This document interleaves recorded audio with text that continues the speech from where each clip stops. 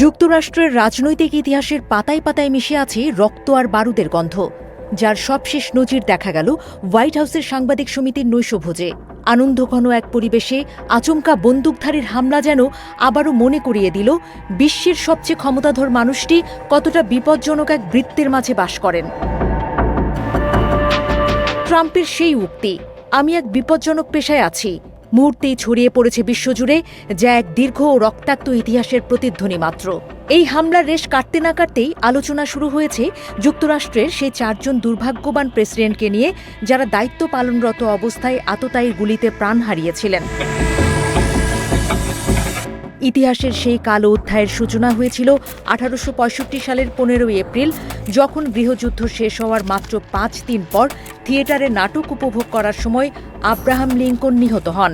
ঘাতক জন উইলিক্স বুথের সেই একটি বুলেট শুধু একজন রাষ্ট্রনায়কের প্রাণ নেয়নি, বরং পুরো মার্কিন জাতির অগ্রযাত্রাকে স্তব্ধ করে দিয়েছিল।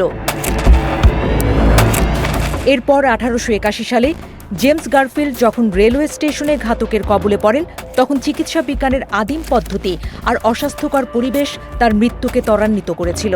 আধুনিক যুগের পেনিসিলিন থাকলে হয়তো সেদিন গারফিল্ড বেঁচে ফিরতেন, কিন্তু ভাগ্যের নিষ্ঠুর পরিহাসে তাকে বিদায় নিতে হয়েছিল যন্ত্রণাদায়ক মৃত্যুর মধ্য দিয়ে। নৈরাজ্যবাদের উত্তাল সময়ে 1901 সালে উইলিয়াম ম্যাকনলি যখন জনগণের সাথে হাত মেলাচ্ছিলেন, তখন ভাবতেও পারেননি ভিড়ের ভেতর ঘাতক তার পকেট থেকে রিভলভার বের করবে। লিওন চোলগোসের গুলিতে বিদ্ধ হওয়ার 8 দিন পর যখন তিনি চির বিদায় নেন, তখন থেকেই মার্কিন প্রেসিডেন্টের নিরাপত্তায় সিক্রেট সার্ভিসের পূর্ণকালীন আবশ্যকতা অনুভূত হয়। এরপর আসে 1963 সালের সেই বিভীষিকাময় দিন, যা আজও ইতিহাসের সবচেয়ে বড় রহস্য হয়ে আছে। ডালাসের রাজপথে খোলা গাড়িতে মোটর শোভাযাত্রা চলাকালীন জন এফ কেনেডির সেই হত্যাকাণ্ড সারা বিশ্বের মানুষকে টেলিভিশন পর্দার সামনে পাথর করে দিয়েছিল। কেনেডির সেই রক্ত ভেজা কোট আর জ্যাকি কেনেডির আহাজারি আজও মার্কিন নাগরিকদের স্মৃতিতে অমলিন হয়ে আছে, যা আধুনিক যুগেও নিরাপত্তার ফাঁকফোকর নিয়ে প্রশ্ন তোলে। তবে কেবল এই 4 জনই নন। অ্যান্ড্রু জ্যাকসন থেকে শুরু করে রোনাল্ড রিগান পর্যন্ত বহু প্রেসিডেন্ট অলৌকিকভাবে মৃত্যুর হাত থেকে বেঁচে ফিরেছেন।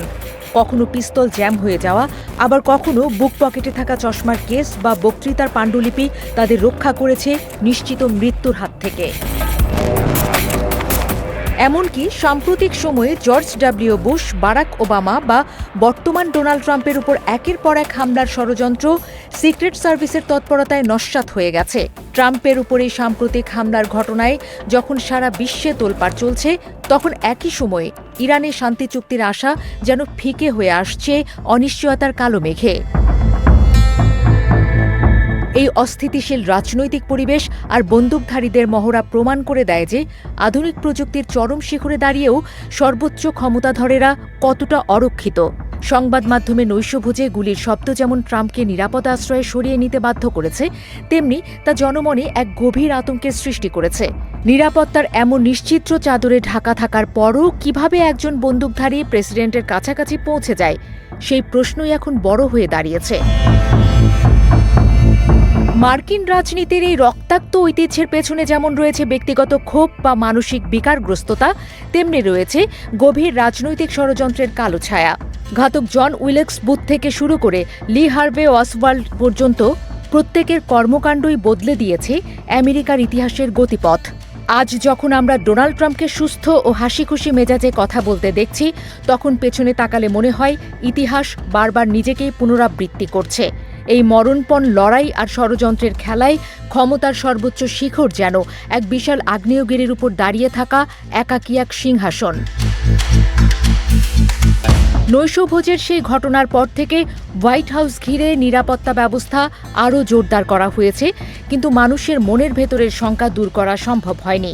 ট্রাম্পের সেই আত্মবিশ্বাসী মন্তব্য হয়তো তার সমর্থকদের সাহস যোগাবে, কিন্তু ইতিহাসের পাতা বলছে বিপদ সবসময় সামনের দিক থেকে আসে না। প্রতিটি হামলার পরই নিরাপত্তার নিয়মে বড় পরিবর্তন এসেছে, কিন্তু ঘাতকদের বুদ্ধিও যেন প্রতিনিয়ত পাল্লা দিয়ে বাড়ছে। আধুনিক যুগে এসেও যেখানে প্রেসিডেন্টকে নিরাপদ রাখা এক বড় চ্যালেঞ্জ, সেখানে শান্তি আর স্থিতিশীলতার স্বপ্ন দেখা কিছুটা হলেও বিলাসিতা বলে মনে হয়। শেষ পর্যন্ত যুক্তরাষ্ট্রের এই রক্তাক্ত ইতিহাস আর বর্তমানের সহিংসতার ঘটনাগুলো একে অপরের পরিপূরক হয়েই টিকে আছে। আব্রাহাম লিঙ্কনের সেই ট্র্যাজেডি থেকে শুরু করে আজকের ট্রাম্পের উপর হামলা, সবই একই সুতোয় গাঁথা, এক দীর্ঘ বিয়োগান্তক মহাকাব্য।